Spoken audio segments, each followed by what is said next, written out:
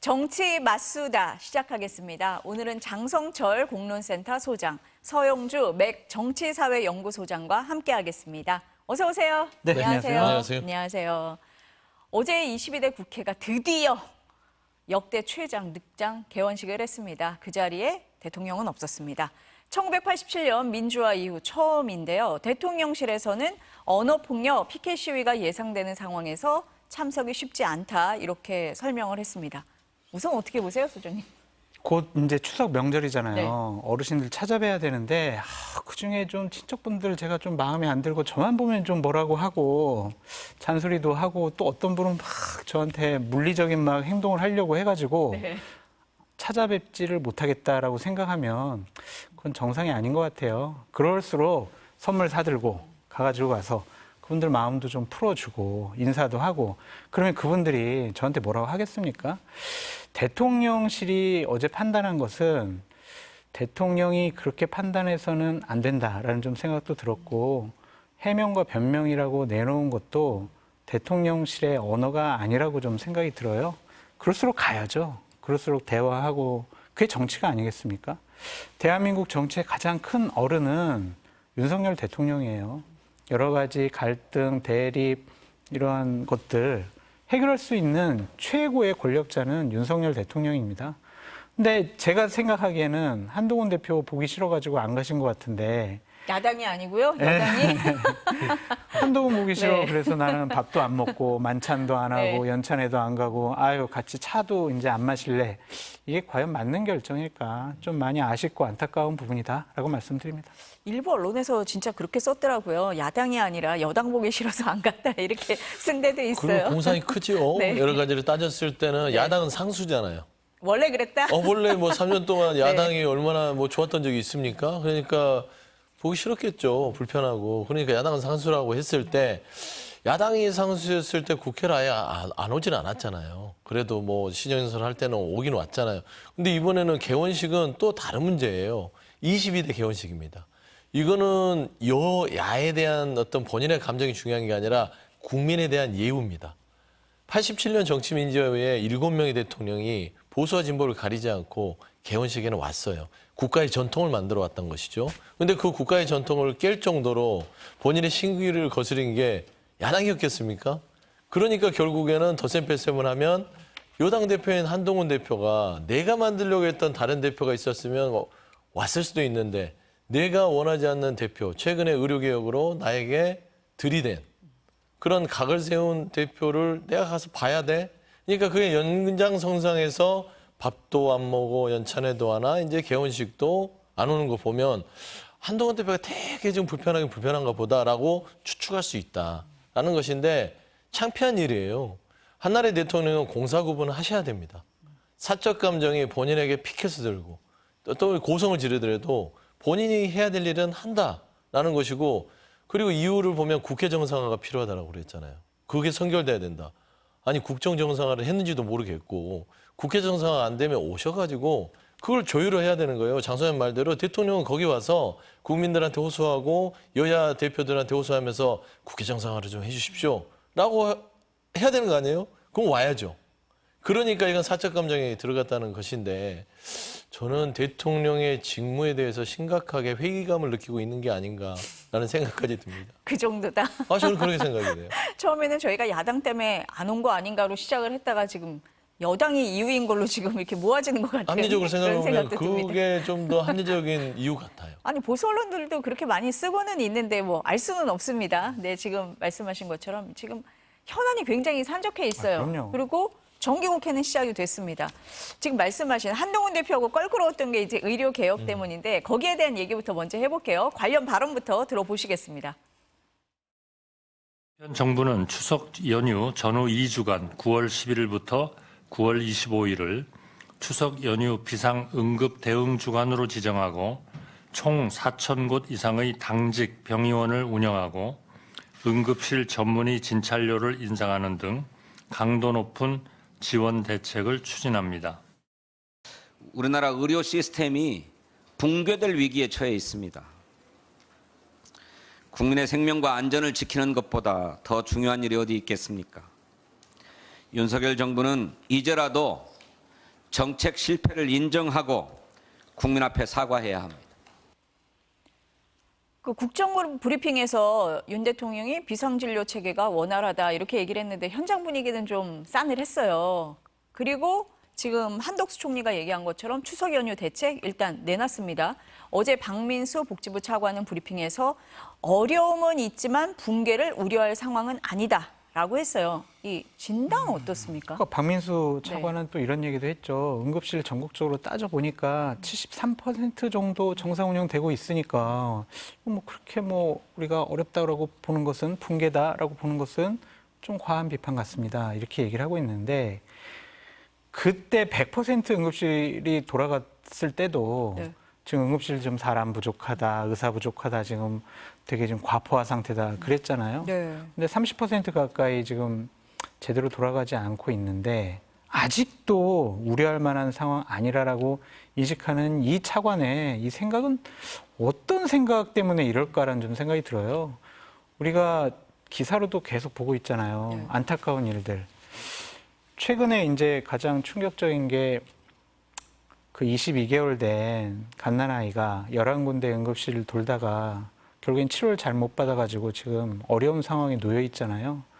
그 위급 상황 아니에요? 이거 응급실 제대로 안 돌아간다라는 반증 아닌가요? 저는 이해가 되질 않습니다. 그래서 이 사람들이 어떠한 자기 스스로를 합리화하기 위해서 이 어려움을 어렵지 않아요 라고 국민들한테 강요하는 것이 아니냐. 과연 공직자의 자세가 맞느냐. 그런 생각이 듭니다.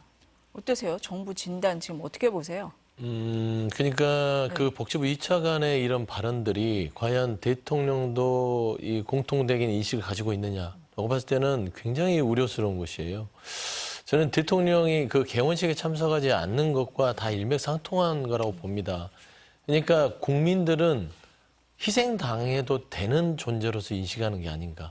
그러니까 제가 말씀하는 건 국가의 구조는 헌법에는 대한민국의 주인과 왕은 국민이에요. 그 다음에 대통령은 국민들이 임명한 CEO죠. 그 다음에 이 여야 대표는 임직원들이라고 봤을 때 결국에는 국민이라는 어떤 이 주권자를 잘 모시게끔 본인들은 어떤 업무 행정들을 잘해야 됩니다. 그런데 보면은 윤석열 대통령은 본인이 왕이고 국민들은 하나의 조리예요. 희생이 돼도 돼요. 본인의 업적만 하면 국민들이 어떻게 돼도 되는 것이고 이 의료계획에 있어서 응급의 붕괴 문제는요. 국민의 생명의 문제입니다. 그냥 허투루 세금을 조금씩 빼가는 거, 희생을 강요하는 게 아니라 생명을 담보로 하는 거 아닙니까? 그렇죠. 한 명의 생명이라도 희생돼서는 안 되는 거 아닙니까?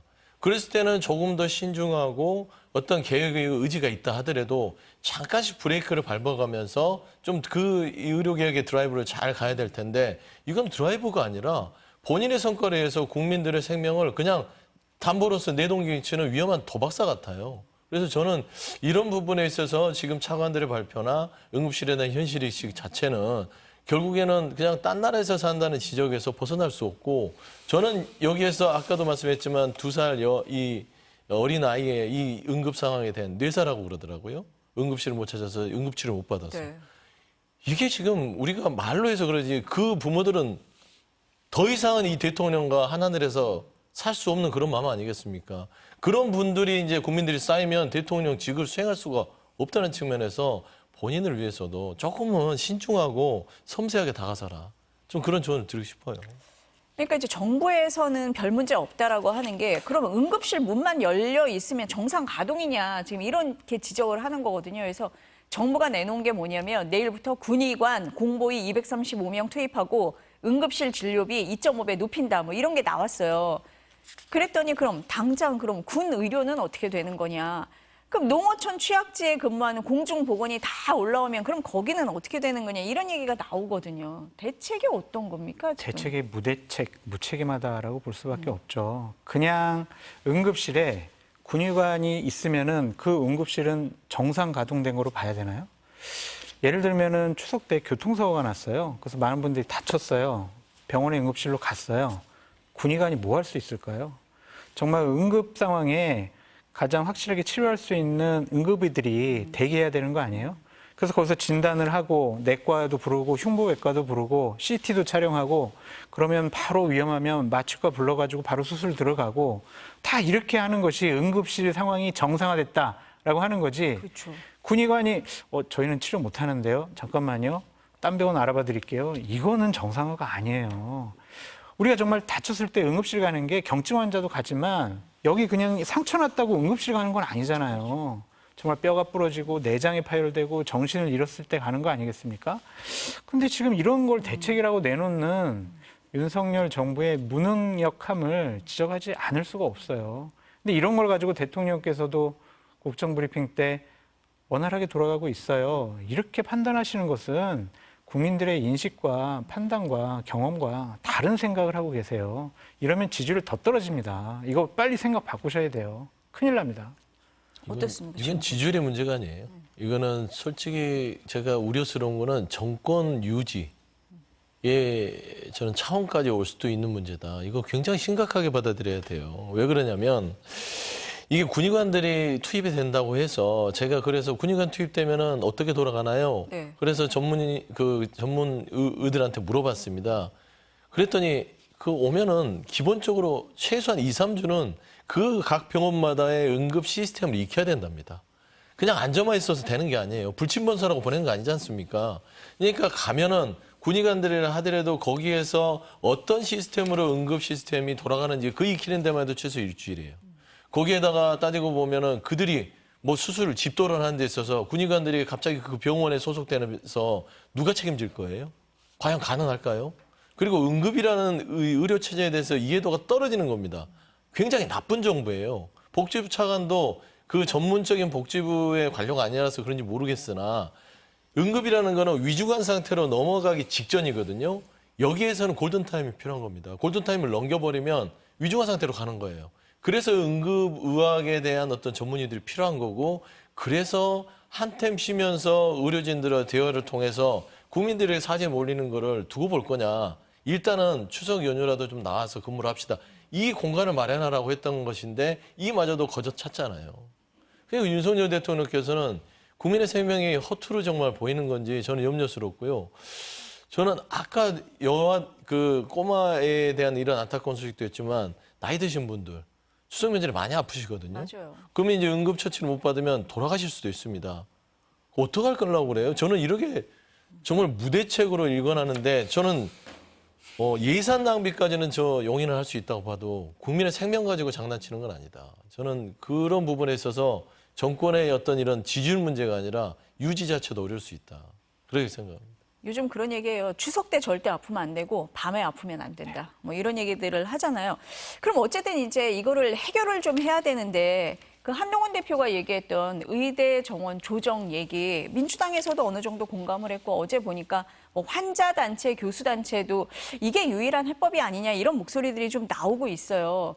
근데 지난주에 대통령 직속 의료개혁 특위에서 2026학년도 의대 증원 논의 해볼 수 있다고 했는데 전제 조건이 의료계가 합리적인 안을 가져와라 지금 이렇게 얘기를 했어요. 근데 의료계도 문제 많습니다. 근데 그렇더라도 일단 정부가 좀 대화의 공간을 열어야 되지 않겠습니까? 그렇죠. 국정 운영에 네. 무한한 책임을 갖고 있는 것은 권력을 가진 쪽이에요. 그거를 잘 해결하라고 국민들이 5년 동안 권력을 위임한 거 아니겠습니까? 그런데 대화의 문도 닫아놨어. 그리고 저들에게 보다 더 나은 안을 가져오라고 해요. 그거는 좀 적반하장의 태도라고 볼 수밖에 없죠. 대화의 테이블을 마련을 해서 거기서 정부가 마련하는 한 안을 갖고 그것을 뭐 의사분들이라든지 아니면 정치권분들 이런 분들 다 모여서 사회적인 대타협을 이뤄내도록 하는 것이 정부가 해야 될 일이지. 아이 몰라 뭐 저기 뭐 대안 안 가져오면 난 대화 안 할래 뭐 이런 게 맞냐고요. 그래서 이게 이런 모습들이 그냥 이주호 교육부 장관이 얘기한 것처럼 6개월만 버티면 우리가 이길 수 있어. 이런 인식을 대통령실과 공직자들이 갖고 있는 것이 아닌가. 밀어붙일 일이 아니잖아요. 6개월 동안 그러면은 국민의 생명과 안전, 건강은 누가 책임지냐고요. 죽어나가는 거는 국민이에요. 이 권력을 어떻게 이렇게 운영을 합니까? 너무 무책임하다라고 말씀드릴 수밖에 없고, 그래도 한동훈 대표가 어젯밤에 응급실 가서 의사분들하고 대화도 해보고 의료 현장에 계신 분들하고 무엇이 문제인지 어떠한 대안이 있는지 이렇게 논의를 하고 있잖아요. 그러니까 이런 것들을 잘한다라고 좀 부추겼으면 좋겠어요. 그러니까 언론이라든지 아니면 용산, 권력을 갖고 있는 분들이. 아니, 우리가 지금 6개월만 더 밀어붙이면 되는데 지금 끼어들어가지고 지금 우리 개혁을 방해하는 세력이야. 한동훈 나빠. 이런 식으로 논리를 전개하면 안 된다. 이거는 정말 대한민국이라는 시스템 자체가 무너질 수 있기 때문에 정말 신중하게 여러 사람들과 지혜를 모으시라. 그 모으는 장을 만드는 것도 권력이, 정부가 할 일이다. 그렇게 말씀드립니다. 어쨌든 대화를 좀 해야 되잖아요. 그게 이제 네. 정부가 일하기 싫은 거죠. 대화를 안 한다는 건. 최소한 보세요. 그러니까 이런 상황에서 개혁 의지는 분명히 하는 것을 민주당도 뭐 반대하지는 않잖아요. 네. 그러면 개혁의 의지를 쭉 가되 의사단체도 솔직히 이기적인 부분은 분명히 있습니다. 있죠. 네. 이것도 똑같이 그 국민의 건강과 생명을 담보로 해서 본인의 이득들을 가져가려고 하는 것들이 보여요. 하지만 또 뭐 법률상으로 그들의 직업 선택에 있어서 그걸 강제할 수 없는 상황이기 때문에 정부가 개혁을 하려면 얼르고 달래고 밀고 당기고 하는 부분들을 해야 되는데 그게 힘들어요. 그런데 가장 힘들지 않은 게 뭔 줄 압니까? 버텨, 눌러. 그냥 힘으로 밀어붙여서 반드시 굴복시키면 돼. 이게 봤을 때는 가장 쉬운 일이겠죠. 뭐냐면 이게 햇볕 정책이 가장 힘들다고 하듯이 통일 정책도요. 힘으로 하는 게 제일 쉬워요. 근데 이 대화의 타협의 여지를 열어놨을 때는 최소한 응급의료나 이런 거는 돌아갈 수 있는 여지는 있잖아요. 근데 이 대화 자체를 고보해버리면 정부 보면 일을 안 하겠다는 소리예요. 귀찮잖아요, 본인들. 그래서 저는 말로만 때우는 이 정부를 보면서 어떻게 하려고 그러지? 저는 이 국민에 대한 측은지심이 과연 있는 대통령인가? 그런 정부인가? 라는 측면에서 좀 소름이 돋는다. 라고까지 좀 표현하고 싶습니다. 그러니까 자존심을 지금 세울 필요가 없어요. 국민의 생명과 건강 앞에 무슨 자존심이 필요합니까? 의사분들이 대화 안 한다고 하면은 막 쫓아가서라도 잠깐만 일로 와 여기 앉아봐. 라면서 대화의 장에 끌어다 놔야 할 책임이 있는 게 정부란 말이에요. 근데 대화하자고 해도 안을 안 가져오면 대화 안 할래. 이거는 이렇게 어떻게 국정 운영을 하는지 솔직히 이해가 되지는 않습니다. 근데 두 분 다 이제 조금만 버티면 된다. 이런 분위기도 있다. 이렇게 지금 말씀을 하신 거잖아요.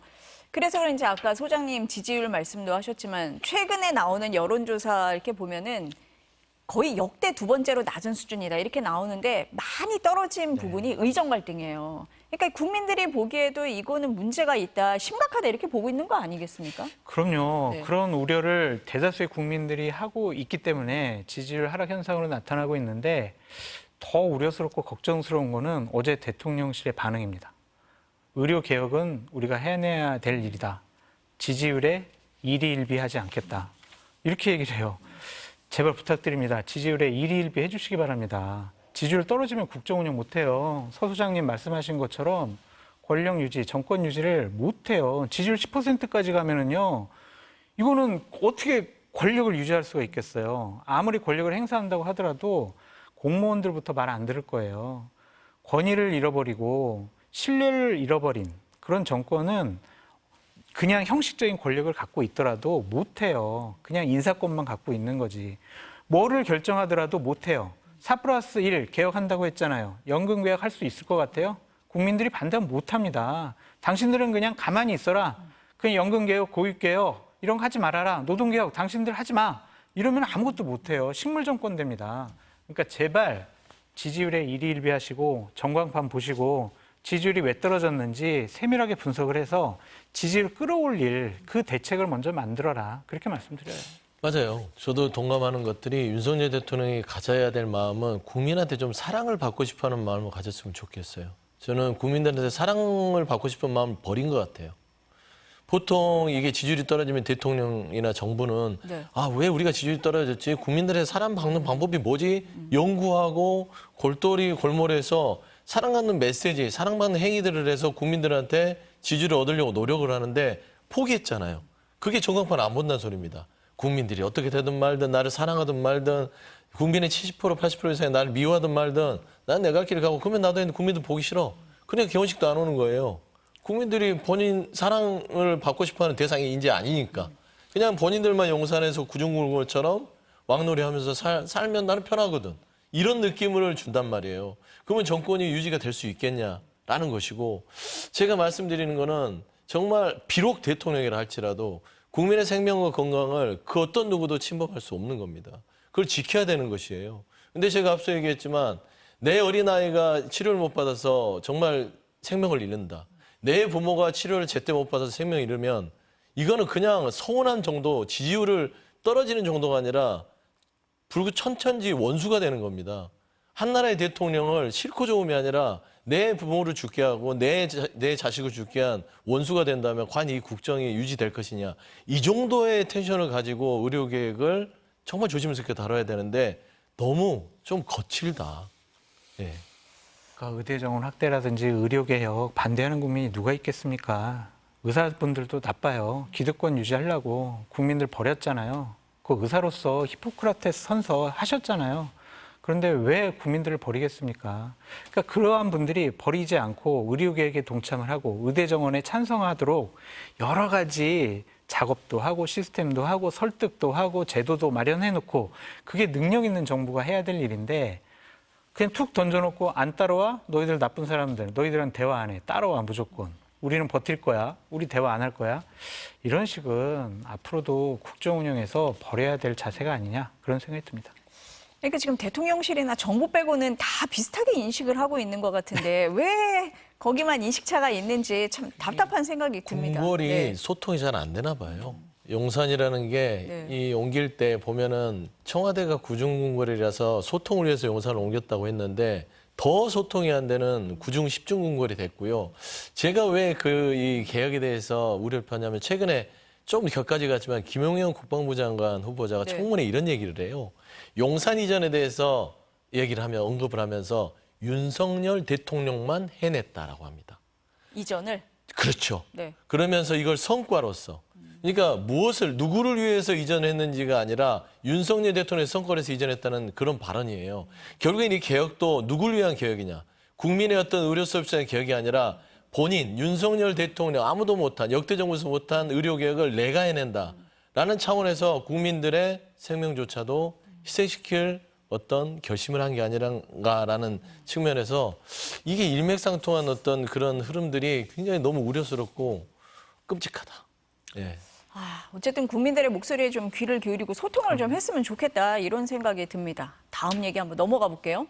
문재인 전 대통령 전 사위의 티켓 채용 수사를 놓고 여야 공방이 거셉니다. 한쪽에서는 정당한 수사다, 한쪽에서는 보복 수사다 이렇게 얘기하고 있는데요. 관련 발언 들어보시겠습니다. 법은 만인 앞에 평등해야 합니다. 문재인 대통령 일가도 민주당 전 현직 국회의원들도 비리 의혹에 대해 성역 없는 수사를 받아서 진상을 규명하고 죄가 있으면 벌을 받아야 합니다. 이것이 우리 국민들의 일반적인 상식입니다.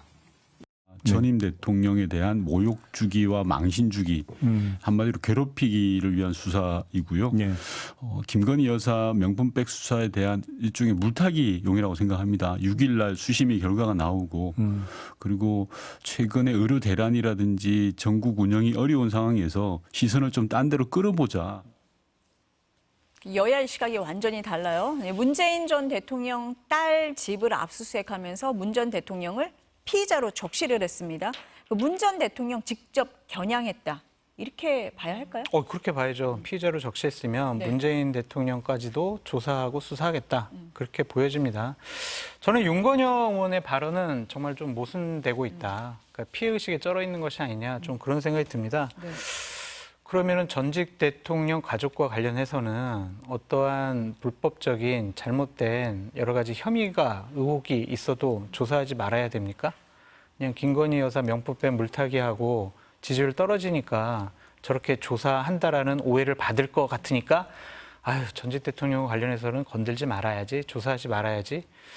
이게 맞는 나라입니까? 그러면은 민주당에서 주장하는 것처럼 김건희 여사 왜 의혹 있는데 조사 안 하냐? 제대로 조사 안 하냐? 왜 특검 안 받아들이냐? 이렇게 공격하는 것은 어불성설이에요. 법의 잣대는 일정해야 됩니다. 동일해야 합니다. 우리 편이니까 여러 가지 의혹이 있어도 조사하지 마. 이런 식의 입장을 내세우면 당신들도 똑같아.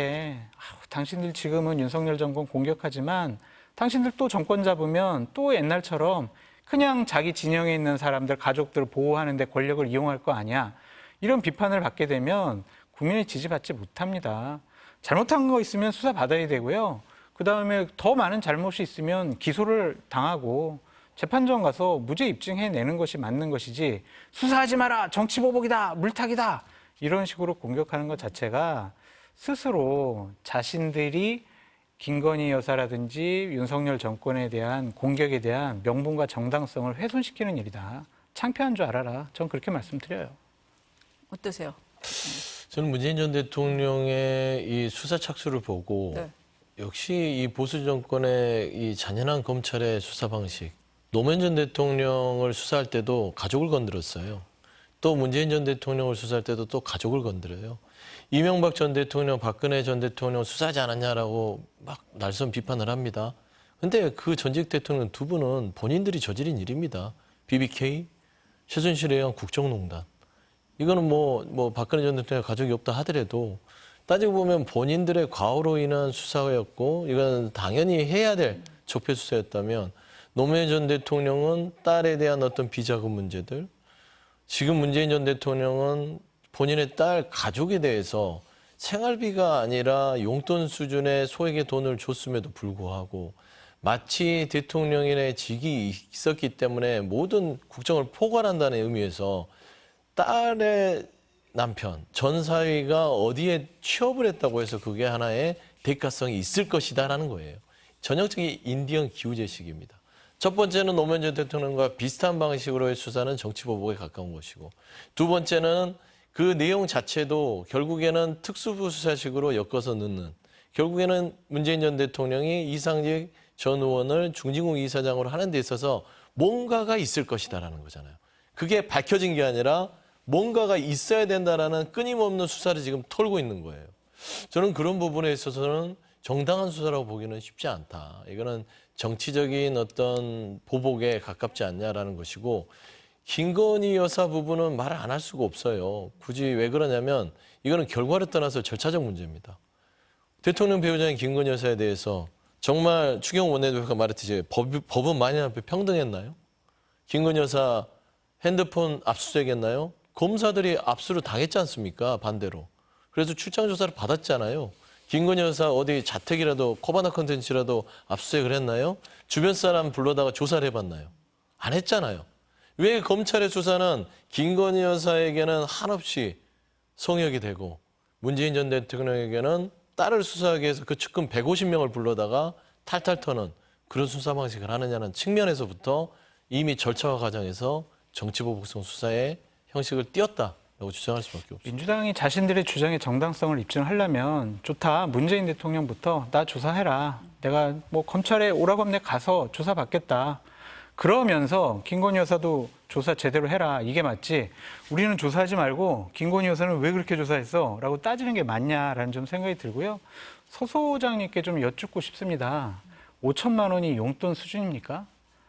김정숙 여사가 지인에게 5천만 원 문다희 씨에게 보내는 거 본인이 보내기가 떳떳하지 않으니까 지인에게 보내달라고 한 거잖아요. 그게 5천만 원이 용돈이에요? 그건 아니잖아요. 그 돈을 그럼 어떻게 그러면 해석을 할 거예요? 이게 검찰이 전형적인 흘리기식에 있어서 장 소장님도 이런 식의 이 여론전에 빠져버리는 거예요.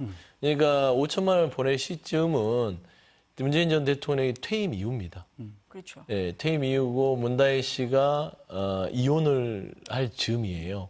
그러니까 이제 이 여러 가지 사정이 있겠을 것이고, 그리고 돈을 보낼 때 줄 것 같으면 친구한테 보냈더라도 그 A씨라는 친구분이 문다혜 씨한테 돈을 보낼 때 본인 이름 가로하고 김정숙이라고 가르쳐서 보냅니다.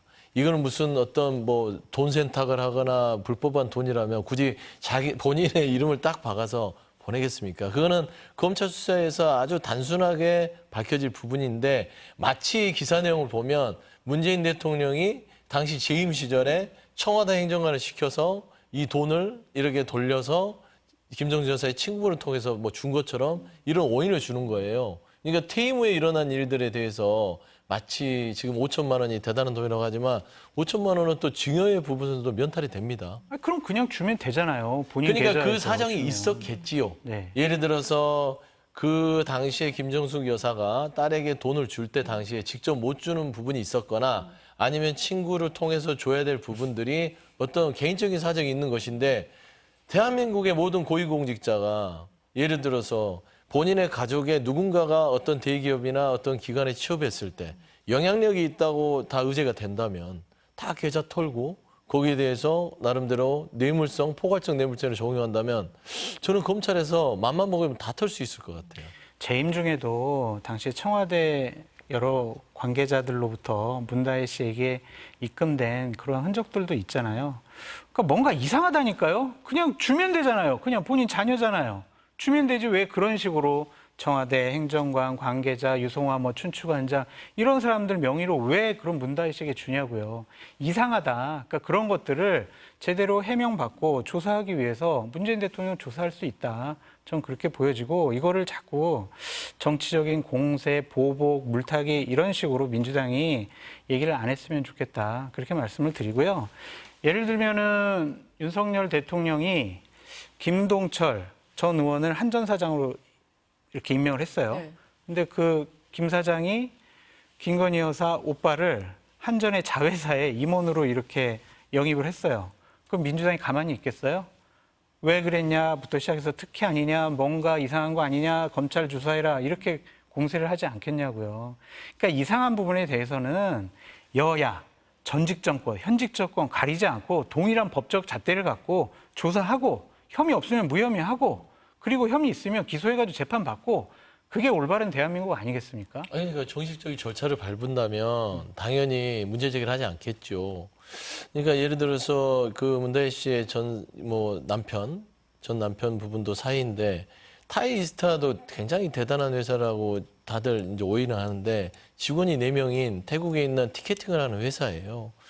그다음에 본인도 뭐 그냥 놀았던 분도 아니고 타이스타에 취업하기 전에도 조그마한 회사에도 다녔었고 게임 회사 그전에는 증권회사도 있었고 그러니까 이 가족들이 경제원 공동체가 아니라 독립생계를 충분히 유지하면서 왔었던 것입니다.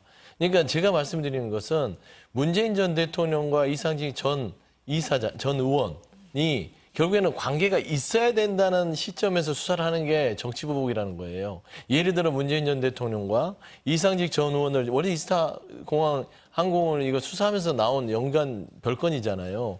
따지고 보면 여기에서 뭔가가 문재인 전 대통령이나 뭐 임종석 비서실장 데려갔잖아요. 조국 민정수석 데려갔잖아요. 그러면 그 안에서 뭐가 나와야 될 거 아닙니까? 그러면 뭔가 이 문재인 전 대통령 비서실장이나 조국 민정수석한테 이런 부분이 있으니까 좀 자리 좀 주시오. 라는 어떤 그런 구체적인 정황이 나왔다면 그리고 나서 가족들에 대한 압수수색이 이루어져야 되는데 이런 게 나오지 않는 상태에서 가족만 그냥 탈탈 털어요. 나올 때까지. 이게 정치보복 수사가 아니면 뭡니까? 그러니까 문 전 대통령을 겨냥해서 한 수사다. 그렇죠. 그거를 바라보고 왔다. 수사는 이렇게 원래 보시는 그렇게 하는 거예요. 이상직 전 의원과 문재인 전 대통령과 그 중간에 낀 청와대 고위 관계자들이 이상직 전 당시에 뭐 중진공이든 하여튼 거기 이사장을 임명하는 데 있어서 뭔가의 그 어떤 사적인 그런 이해관계가 있었다는 뭐라도 하나 있어야죠. 티끌만한 게. 없잖아요. 근데 없으니까 주변 가족을 털어요? 이런 수사가 어디 있습니까? 찍어놓고 한 것이 아니기 때문에 정치 보복이라고 하기는 어렵다. 그렇게 말씀을 드리고 솔직히 그 문재인 전 대통령의 사위인 서모 씨가 문재인 대통령의 사위가 아니었으면 이상직 전 의원이 그 회사에다가 취업을 시켜줬겠습니까? 전무를 시켜줬겠습니까? 항공사 경력이 전혀 없는데 그건 어떻게 해명을 할 거예요? 아니 그러니까 그 부분에 대해서 법률적으로 그런 거예요. 그러니까 의도치 않게 잘 보세요. 문재인 전 대통령이 의사를 표현해서 내 사위를 취직시켜줘. 그러면 내가 당신을 중진공 이사장이나 이런 거를 특혜를 줄게. 라고 하는 건 불법이에요. 근데 중요한 건 그런 징후가 명확해야 되는데 그냥 그랬을 것이라고 의심을 하는 거잖아요. 예를 들면 김건희 여사도 명품백을 이거는 뇌물이 아니라 감사의 마음이라고 했어요. 검찰이. 그러면은 검찰이 왜 감사의 마음으로 판단을 했을까요? 검찰이 보고 싶은 대로 보는 거거든요. 봐주려고 한 거죠. 그런 거죠. 그러면 예를 들어서 이건 의사는 김건희 여사는 예를 들면 명품백에 대해서 달라고 한 적이 없어요. 의사 표현을. 그냥 갖다 준 거니까 감사의 표현이에요. 그럼 문재인 전 대통령도 마찬가지죠. 해달라고 한 적이 없어요. 근데 이상직 전 이사장 같은 경우는 이렇게 하면 좋아하겠네. 감사의 마음으로 좀 이 문재인 전 대통령의 의사는 없었으나 그렇게 좀 해주면 좋아하지 않겠어. 그럼 이게 죄인가요? 그러니까 이런 논리예요. 그러니까 검찰이 자기들이 판단했을 때 이걸 죄로 만들려면 죄로 만들 수 있는 희한한 정말 검찰이다라는 측면에서 이건 정치 보복이 아니고서 설명이 안 된다라고 얘기하는 것이죠. 그러니까 김건희 여사 무혐의한 거 우리가 잘못됐다라고 계속 비판을 해왔었잖아요. 그러면은 전직 정권, 전직 대통령 사위 문제니까 그냥 이것도 무혐의하는 게 맞아요? 조사해야죠. 그러니까 조사하는데 왜 뭐라고 그러니까 하시냐고요. 조사를 많이 했어요. 김건희 여사 문제는 조사 안 한다고 뭐라고 하셨잖아요. 이게 보세요. 2020년, 18년에 고발장이 들어가서 20년부터 수사를 했는데 3년이나 했다. 3년이나 네, 했고 똑같은 논리를 해요. 김건희 여사 주가 조작 왜 안 하냐고. 이거 3년, 4년이나 했고 전임 정권에서 했고 똑같거든요. 사건 그 시기는요. 그런데 갑자기 이창수 지검장이 올라오면서 전주에서 이걸 가지고 가서 터뜨려요. 그 시점이 김건희 여사하고 좀 비슷하기도 하고. 그래서 저는 말하자면 지금 이미 수사를 한 150명 가까이를 데려다가 탈탈 털었는데도 이제 와서 다시 계좌 수색을 하고 압수수색을 하고 계좌를 또 턴다? 이미 털었거든요. 또 이래서 털어요. 민주당에서는 정치 보복이라고 보는 것 그러니까 같습니다. 이슈를 시키기 위해서 지금 수사를 그래서 다시 하고 한다 그래 있다. 보이는 네. 거예요. 밖에서 또 뭐라고 보냐면 민주당이 이번에는 당 차원에서 대응을 하고 있다. 8일에 이재명 대표가 문 전 대통령을 만나고 또 당의 대책기구도 만들고 있다. 혹시 이재명 대표의 그 사법 리스크나 뭐 재판하고 좀 연계지어서 당 차원의 대응은 아니냐 이렇게 보는 시각도 있습니다. 어떻습니까?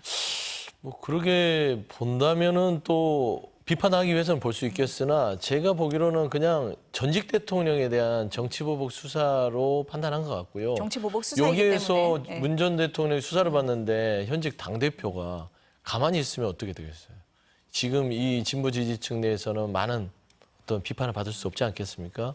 그런 여러 가지의 부담감 그리고 본인도 봤을 때는 이거는 좀 아닌 수사 같다 판단해서 아마 그렇게 같이 당에서 공동 대응하는 것 같습니다. 어떻게 보세요, 이 부분은? 그러니까 일각에서는 네. 그러니까 김건희 여사를 봐주는 명분을 만들기 위해서 문재인 대통령을 조사할 거다 이런 식의 얘기도 하더라고요. 무슨 말이냐면은 그냥 문재인 대통령 사저로 가서 조사하든지 아니면 제3의 장소로 불러가지고 검찰에 출두하지 않고 네. 그렇게 이미 전력이 있으니까. 네, 김건희 여사도 이렇게 제3의 네. 장소에 해줬는데 이게 전직 대통령 부부도 우리가 이렇게 예외적으로 이렇게 조사하고 수사한다. 우리한테 뭐라고 하지 말아라. 네. 그에 합리화를 하기 위해서 검찰이 이렇게 수사한다.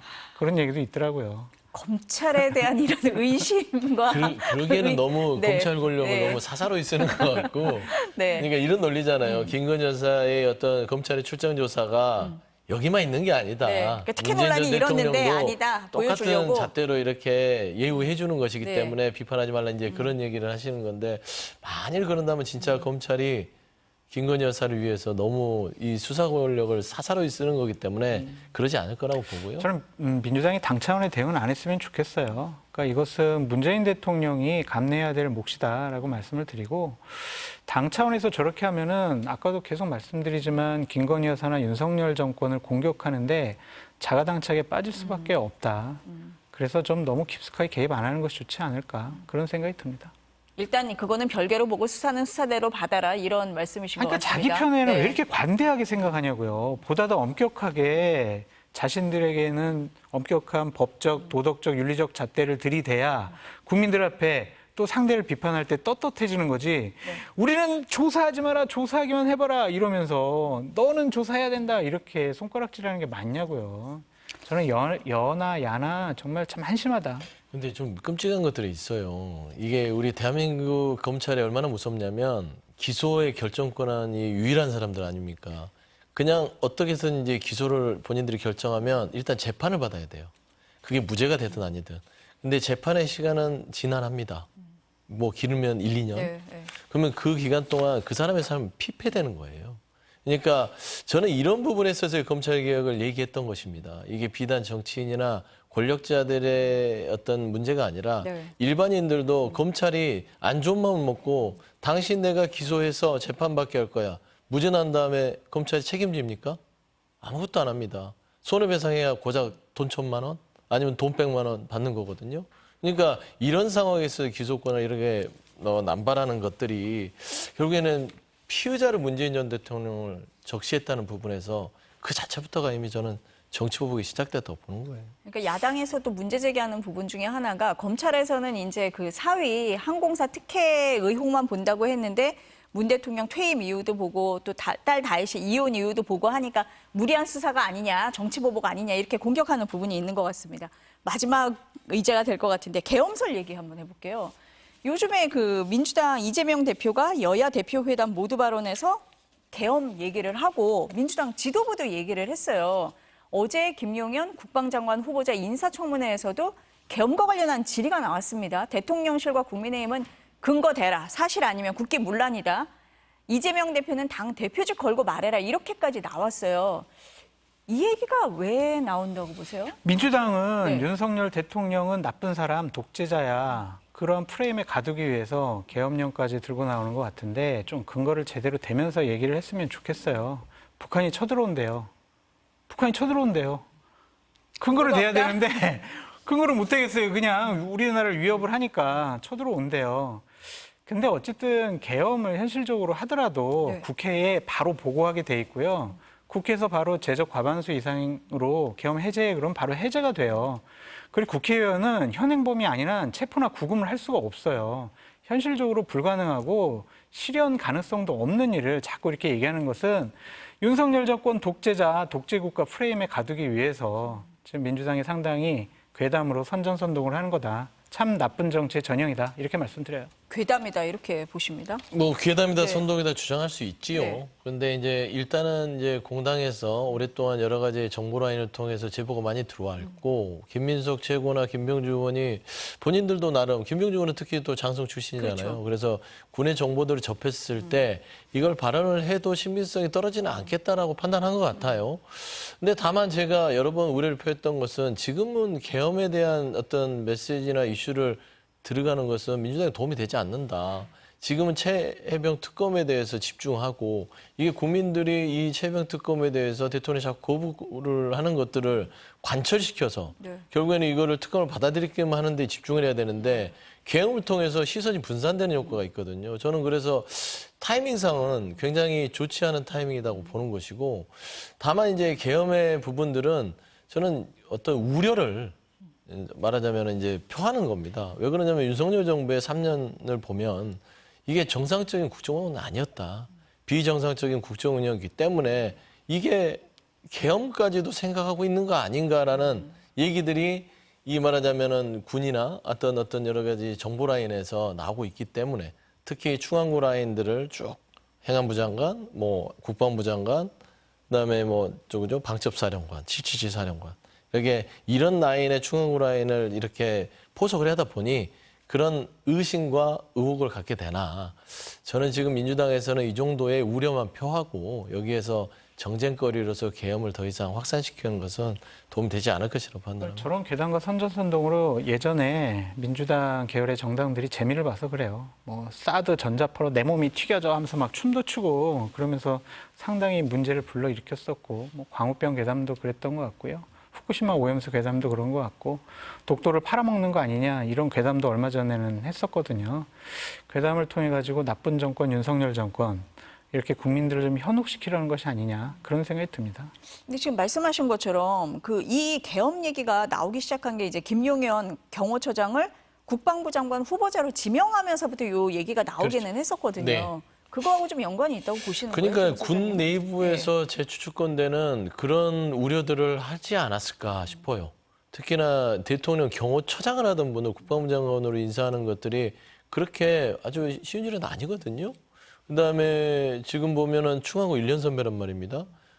그리고 예전에 2022년도에 김영현 경호처장 당시 경호처장이 시행령을 바꿔가지고 경호시에는 군과 경찰을 장악한다. 라는 어떤 시행령을 바꾸려고 했던 시도도 했던 사람이라서 이게 그런 우려들을 좀 하는 것들은 좀 있을 수도 있다고 봐요. 근데 다만 지금의 시점이 계엄을 가지고 이렇게까지 좀 에너지를 소비할 때인가라는 측면에서는 민주당 차원에서도 좀 이 이슈에서는 적당히 요구를 했으면 빠지는 게 맞다. 그리고 뭐 자꾸 사드 전자파 이렇게 하는데 독도로 팔아먹는다 하는데 이게 정치의 어떤 선동까지는 모르겠어도 메시지를 극명화하기 위해서는 조금의 선전은 필요하다라는 정도로 좀 말씀드리고 싶습니다. 그러니까 그거는 잘못됐다, 위험하다, 그렇게 국정 운영하지 마라 이 정도까지 비판은 해야 되는데, 괜찮은데 네. 이렇게 계엄은 너무 많이 나갔다라고 말씀을 드리고요. 그게 민주당에게도 그렇게 도움은 되지 않을 것 같아요. 여야 모두 어느 정도 좀 선을 지키면서 했으면 맞습니다. 좋겠다라는 말씀이신 것 그렇죠. 같습니다. 예, 네. 개헌 문제는. 네. 오늘 말씀은 여기까지 듣겠습니다. 감사합니다.